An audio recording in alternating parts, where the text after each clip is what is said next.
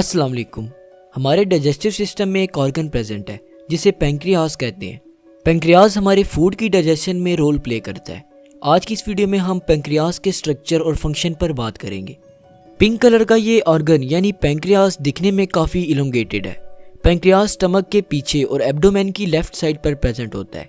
Pancreas दो तरह के फंक्शंस परफॉर्म करता है जिन्हें एक्सोक्राइन फंक्शन और एंडोक्राइन फंक्शन कहते हैं। एक्सोक्राइन और एंडोक्राइन फंक्शन को समझने से पहले हम एक्सोक्राइन और एंडोक्राइन सिक्रीशन को समझ लेते हैं। एक्सोक्राइन सिक्रीशंस उन सिक्रीशंस को कहते हैं जो किसी डक्ट यानी कि नाली में सिक्रीट होती हैं, जैसा कि पैंक्रियाटिक जूस की सिक्रीशन जो स्मॉल इंटेस्टाइन की पहले पार्ट यानी कि ड्यूडेनम में होती है, एक एक्सोक्राइन सिक्रीशन है। एंडोक्राइन सिक्रीशन उन सिक्रीशंस को कहते हैं जो किसी डक्ट में सिक्रीट नहीं होती बल्कि डायरेक्टली ब्लड में सिक्रीट होती हैं। फॉर एग्जाम्पल हार्मोन्स की सिक्रीशन जो कि ब्लड में होती हैं। एक्सोक्राइन फंक्शन जो पेंक्रियाज परफॉर्म करता है उसमें डाइजेशन शामिल है। पेंक्रियाज जो डाइजेस्टिव एंजाइम सिक्रीट करता है उनमें कीमोट्रिप्सिन, ट्रिप्सिन, अमाइलेज और लाइपेज वगैरह शामिल है। कीमोट्रिप्सिन और ट्रिप्सिन प्रोटीन की डाइजेशन में रोल प्ले करते हैं। अमाइलेज कार्बोहाइड्रेट की डाइजेशन करते हैं जबकि लाइपेज लिपिड की डाइजेशन में इंपॉर्टेंट रोल प्ले करते हैं। डाइजेस्टिव एंजाइम्स की सिक्रीशन पेंक्रियाज के एक्सोक्राइन फंक्शन में शामिल है। इन हार्मोन्स में इंसुलिन शामिल है। इंसुलिन का फंक्शन ग्लूकोज को ब्लड से मसल्स में मूव करवाना है। ग्लूकागोन भी एक हार्मोन है जो एंडोक्राइन फंक्शन के नतीजे में प्रोड्यूस होता है। ग्लूकागोन का फंक्शन ग्लाइकोजन को ग्लूकोज में कन्वर्ट करना है। ग्लाइकोजन एक कार्बोहाइड्रेट है। पेंक्रियाज का 95% पोर्शन एक्सोक्राइनिक है जो कि एकिनार सेल्स पर मुश्तमिल है। एकिनार सेल्स डाइजेस्टिव एंजाइम सिक्रीट करते हैं।